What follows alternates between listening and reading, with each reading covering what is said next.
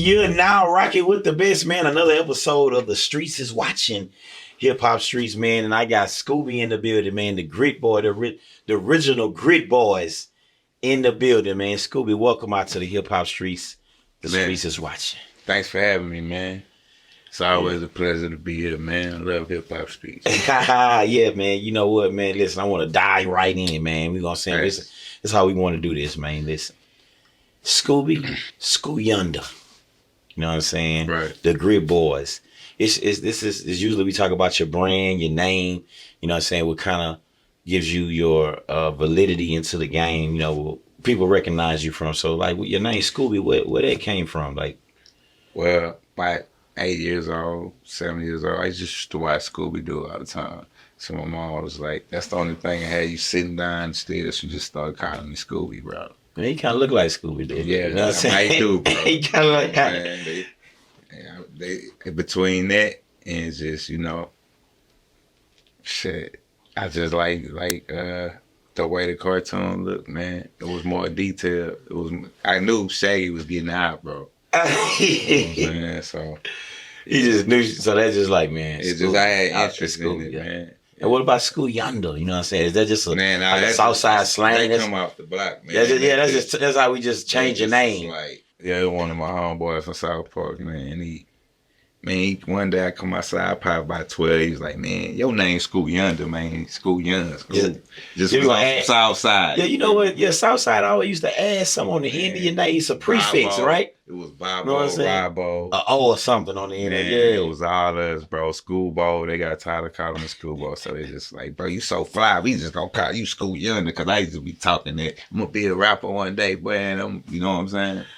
Yeah, that's School Yonder. Then the Grit Boys. Grit Boys. Where their name came from? Hawk added the boys, Big Hawk, but Grit was they called us G.R.I.T in Texas, right? So it was like all of us in there, and Pretty Tard just basically was like, we went through a few names, man.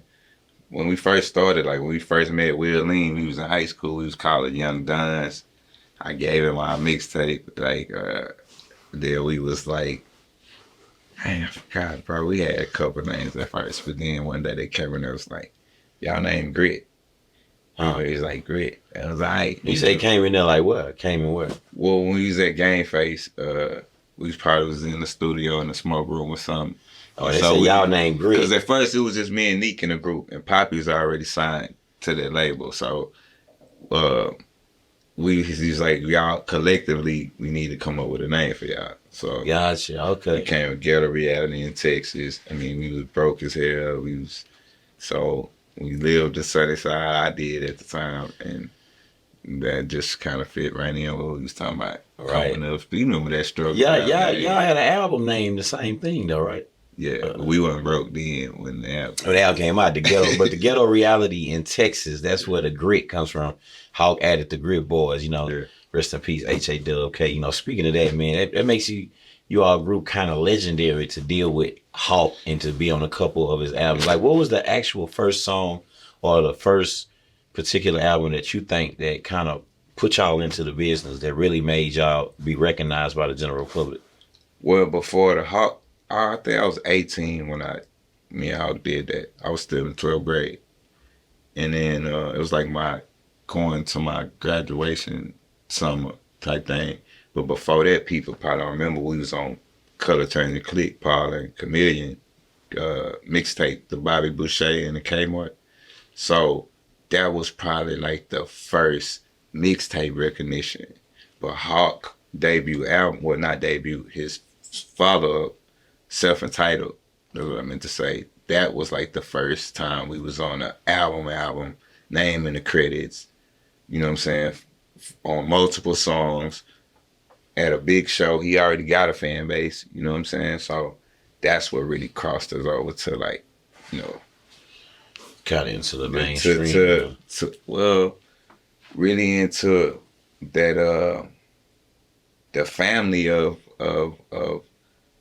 you know, the legends, because once he said, like, you know, these are my guys, we got a lot of love from the other people. You just been ordained by H.A.W.K. Like, but we could really rap, so it made sense. It wasn't like, you know what I'm saying, and we was already signed, so it was like, man, you know, Lil O, he was bag back. You know what I'm saying? Yeah, He still was fucking with bag. like, oh, I Yeah, I do. remember. That's my dude. But he just was on his doing his thing. He was just like the little dudes in the studio. How came? So Lil O the one that really put y'all on then. You did the song first with Well, Lil O or Lil O? no, Poppy was on songs with Lil O. Yeah, he put Poppy on first. Okay. You know what I'm saying? Okay. But like it was a while before we did a song with Lil O on the second album. You know what I'm saying? But O did some stuff for us. You know what I'm saying? But Hawk really like came and under Hawk wings. Like these are my guys. I'm gonna take them on the road. Like Poppy was Lil O hype man, and then I ended up being Hawk hype man. Then Neek ended up being Power Wow hype man. Okay, so that was like our job at first. You feel me? I get that. So the group consists of you. You say you, Poppy, and Neek. That's the Unique. Yeah. And Unique. Them the only members that's a part of the Grit Boy. Nah, Hawk was a Grit Boy. Hawk was a Grit Boy too. Young Red was a Grit Boy. Young Red is Young Red. Okay, Young Red. You know what I'm saying? Starchy Arch. So, but like mainly, you know, it's not just us three. That's why the GB, you know, it's people from that era and that childhood. They was younger than me, like my brothers and his partners. That's like wearing a Death Row shirt or Wu-Tang because that's they want it. My brother got a GB piece, bro. He don't rap, you know what I'm saying? He's an actor. Shout out my brother in that new Bensonet movie, Pimp and Dan. Yeah, go check out that Bensonet. Yeah, my little baby brother. He on like 15 movies on Tubi. But yeah, man. Yeah, so we just always tried to make it where it was all of us, bro. You know what I'm saying? So with the Grit Boys, is it kind of like Drew Hill where they can just add a new member? Nah, you can't add nothing. It's 3 people, but it's a movement like, you know, just showing that hey, you from Texas, right? You're ghetto reality in Texas, right? So I was a Grit Boy. I'm a Grit Boy, man. You feel what I'm saying? It's like, you know, it's just good marketing. Just at the time, we ain't see it like that. But then, you know, it is what it is today. Good business, you know. Good business, right? Yeah, I guess that brings me to my next question with expansion of the brand, the Grit Boys, which is, you know, kind of really what it is, a ghetto reality in Texas. And, you know, certain people could be involved or part of the movement. 3 of y'all pretty much rap. With the group now, is it still a collective effort when y'all putting music out with all 3 of y'all rapping on the tracks together? Or is it some type of what they say independent or individual thing going on right now? Well, yeah, I've been doing Scooby for like the last 10 years, right? I got like 7 solos. So Poppy, he retired from rapping, man. You know what I'm saying? But he involved with the clothes and the business side. Like, you know, we make sure Poppy, you know, be in the mix. But as far as the music side, I'm doing a lot of Scooby, and then he got stuff he working on, and then he comes in, you know what I'm saying? And that's at first we was all solo artists, right? And at a time, you know, we was young, man, having fun. But, you know, all groups, man, you just gotta grow. And it's things that I wanted to do and things that I, you know, rap about and songs that I make that they, you know, I'm married, so I'm talking about being in love. I'm talking about my kids. I'm talking about going on vacation. Yeah. So it's just, we just grew, man. Like, you know, so. Everybody kind of a little different, but. I'm kind of like, I make car music pretty much, bro. I be ratchet sometimes, but like, it ain't nothing. Like, we friends, bro. I talk to them dudes probably like, I talk to Neek like 3 times a week, and I talk to Poppy probably twice a week. Yeah. We all be on the same thing, applying to life, bro. Yeah. So, yeah, they very much involved. You know, that kind of wants me taking me back all the way back. I want to take it all the way back to the beginning. When you, like, what inspired you to decide to say you want to be a rapper? I was really born like that, bro. Like 8 years old, my mama bought me a keyboard. 10 years old, freestyling at the pool. She had a karaoke. Everybody come to my house. 12 years old, my neighbor had a studio. I see a Spanish dude walking in one time. I asked him who that was. He let me come in. I look on the wall and say, "Here with Hustler." I met South Park Mexican when I was 12, right? Wow, that's history. It's just like my whole life I've been seeing rappers. I met Twin in the life. I was a kid, right? And then my big homies, they used to go buy tapes from Screw House. I've been outside Screw actual house. I ain't been inside, but I seen, you feel me? I seen these things. So it's just like my whole life, I'm jamming Screw. I'm jamming Pimp C, UGK, 10, 11. My mama jamming Scarface. She just take us to school jamming the new Scarface and Ghetto Boys. We was going to Fairchild, bro. My mama. So she didn't know I wanted to hear that. You know what I'm saying? But it's just like it was designed like that. And then by the time I graduated, bro, I was selling my own CDs in 10th or 11th grade. That's when. When did you start rapping? Was that like in the beginning of high school? Bro, I was rapping. I was freestyling at 10 years old, 11 years old. So 6th grade. Like my friends, if you meet somebody that know me, they'll be like, he always rap. He always ain't just started rapping, freestyling bro. too. Yeah, bro. been rapping. And then DJ Cap was saying that the other night, bro. Like, I used to rap in the school, the halftime of the schools, because I went to Worthing, then I went to South Falls in the suburbs. So when I used to play basketball, I was on JV, so during the varsity game, I'm in the halftime show, battling, doing what we do, bro. You know what I'm saying? Like, that's really how I got known in the suburbs, and them people really took care of me, like, because they was spending money to buy my little burnt CD when we was taking from tape to CDs. Right. You know what I'm saying? From the digital tape to the CD. And I ain't gonna say drop too many names on Hip Hop Street, but it's another blog person. He's pretty big, and he interviewed a lot of known people that's not from Texas. You feel me? Yeah. He was my first DJ. Gotcha. You know, people don't really know his face, but he got a cool little vlog that, you know what I'm saying, he interviewed Charleston White before. You feel me? Okay. Well, I mean, do whatever you want at Hip Hop Streets, man. You know what I'm saying? The streets is watching. Yeah. You know Shout out my boy Green Room TV, bro. Right, that was my first DJ, bro. Big shout out to Green Room TV. He found a tape. He came to me when he figured out how to get tapes to CDs, bro. This was probably like 2000. And so we was selling them for $5 or $6. He was like DJ 6 Deuce or something. Yeah. You feel me? So let me see. You selling CDs at this time. This is in high school. Yes, bro. So was you signed to the label? Had you met Poppy yet at this time? No, I didn't. I seen Poppy at Worthing, but I ain't know him till we got to the label. But I knew Paul Wild because he used to. So the guy that made They Don't Know What They Star About, you know, for Mike Jones and Paul, he the one discovered me at South Falls because he was a substitute teacher. And then he had made beats for Flip. He made 2 beats on the Leprechaun. Paul knew him from U of H. So they used to come. He used to teach like what's the bad class, DMC. So I used to get in trouble just to go talk to the dude about rap because he told me, yeah, I know Flip. And I know him too. And I was like, you know, I used to just be in there just soaking up game. And he's like, I'm going to tell Paul. In high school, they had a high school class. Yeah, it was like 10th grade. So he's like, I'm going to tell Paul to come fuck with you. I think they call it, not time out, but they, you know, that's SRC. SRC. SRC, bro. Yeah, that's what it was, bro. You crazy, Scooby. Yeah, so you did SRC, bro, to go meet Pretty Todd so that he could talk to you about rap and music. Right. Wow. That's crazy. And so, you know, then you said that you kind of linked up with Poppy at Worthing, and then when y'all got to the label, they was like, y'all the Grit Boys, right? We ain't like each other, bro, because he was hard. We was in competition because he little old. He already on little old. He already on, yeah, so it's almost like down. It's on Atlantic. These dudes ain't coming in. You know what I'm saying? Poppy was a beast. Yeah. Remember on that, I'm the Throatest. Him and Chris Ward on that fabric. Just when you go back, he was on there, right? So we used to be like in the office just before, because they switched studios.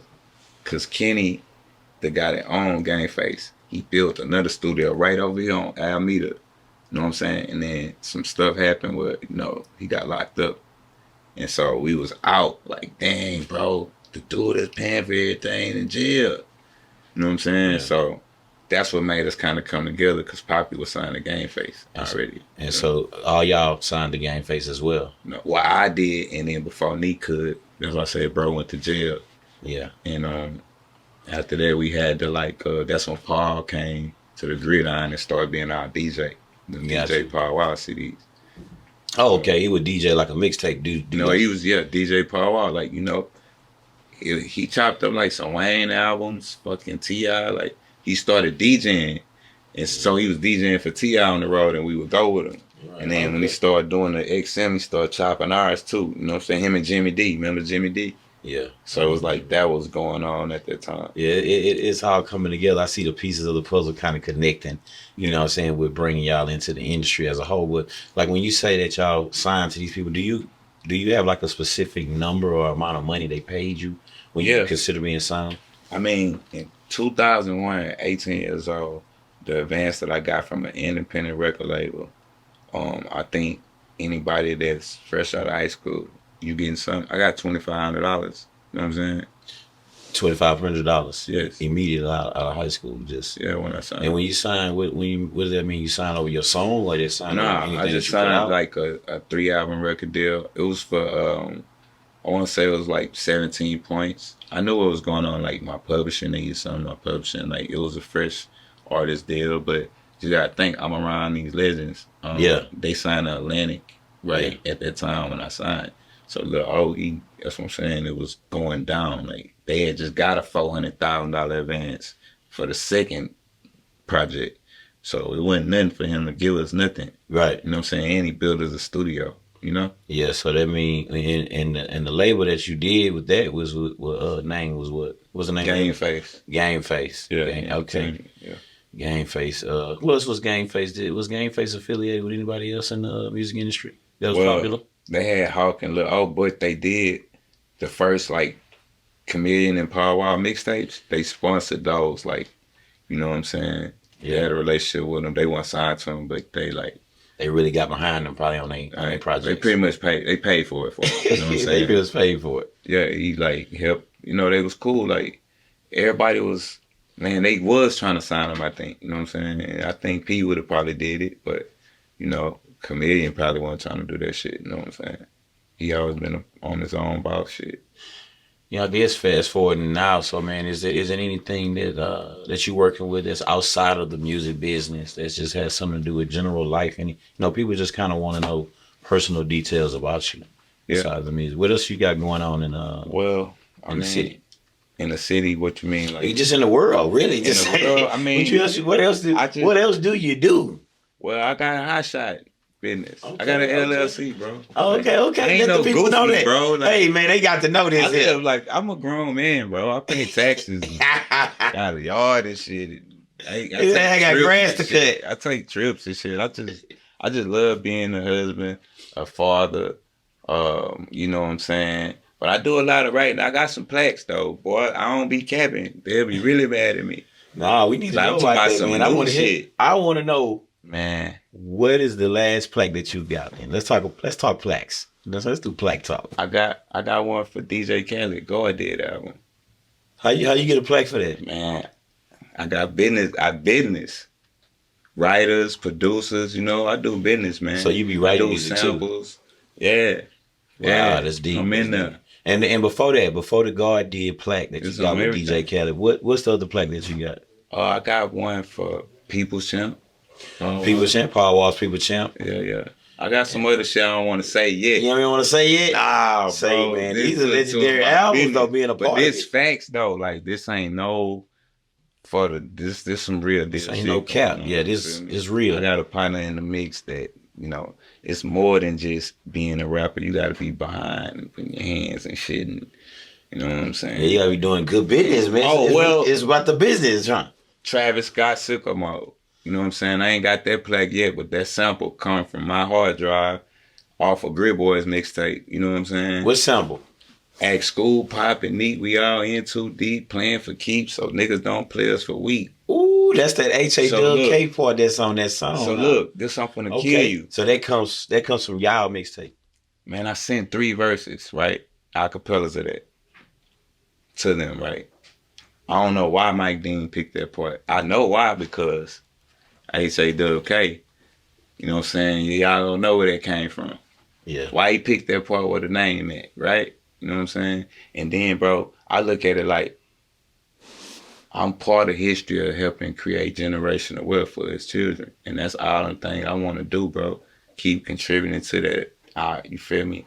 Like, I'm his oldest son, bro. I was like 14, 15 years older than me, bro, at the time. So, man, that shit was so amazing to me to get him Grammy, to be a part of that. You know what I'm saying? I don't do it for the clout. I do it for this man like changing my life and being who he is and getting his shine cut. You know what I'm saying? Unfortunately, so is everything in my. That's really a big part of the reason why I still do music, bro. Because that was devastating to me at 22, 23 to lose him in that manner. You know what I'm saying? Yeah. So that's you take a real man, you know. Yeah. That's deep right there, man. And you know, I wanna before we get out of here, I got a couple more questions I wanna ask you. You know, we actually kind of winding down now, but you know, the label that you signed to now, since you've been doing pretty much music by yourself, I guess the last 5 to 10 years, is you still signed to Game Face or what label you signed to now? Good Business Music. Like we independent artists. Yeah, independent. After that, we signed to TVT. It was like amazing. Back in the Gap, they had like Yin Yang and Lil Jon and Yo Gotti at that time, and then like now I'm my own boss, bro. I own all my masters. I own the Grit Boys. Everything. Everything. Is the label, the name, the Good Business clothing. Look it up. Darius Coleman, bro. So even the music from the major, you know what I'm saying? We ain't playing. We own it, right? Yeah. You know what I'm saying? So, but I'm doing my thing, bro. It's a lot of stuff I don't take. I don't ask for handouts. I can go ask somebody to give me a deal right now. I can go to a major record label right now. But I want to build so I can have more leverage than I ever had, right? You know what I'm saying? Because a lot of people, you know, they might not be as tuned in as they was, and they might think, well, yeah, that's cool from back in the day. Nah, I got a lot of new shit going on, bro. You know what I'm saying? Well, you know what? Any plans for the future? Anybody that you specifically like want to do any upcoming projects with or anything like that? Hell yeah. I mean, shout out my boy Killer Callion, man. I seen him the other day, bro. Shout out to Killer Callion. Me and my boy, we got some stuff coming. We about to shoot a video with Dot this week. I'm going to have to get him in. Quiet Money Dot. Quiet Money Dot. Shout out to Quiet Money Dot. We about to shoot a video. And then, man, shout out my partner Killer Mike, bro. He been showing me a lot of love. He let me open up on a high holy tour. You know what I'm saying? Man, Pole Music Group. My boy Fire is with me, man. I'm just looking forward to working with the new artists that around me that's rapping like me. You know what I'm saying? Because, and reason why I said shout out Killer Mike, bro, because he's a prime example that you can go platinum and get nominated for Grammys just by being talented and a real nigga. You ain't got to have 100 million followers. Yeah. You feel me? So I model myself off after that because that's my partner for one, and that I seen him come from where he was to now. You know what I'm saying? He tell me all the time, your story is a lot like mine and don't stop, bro. You know what I'm saying?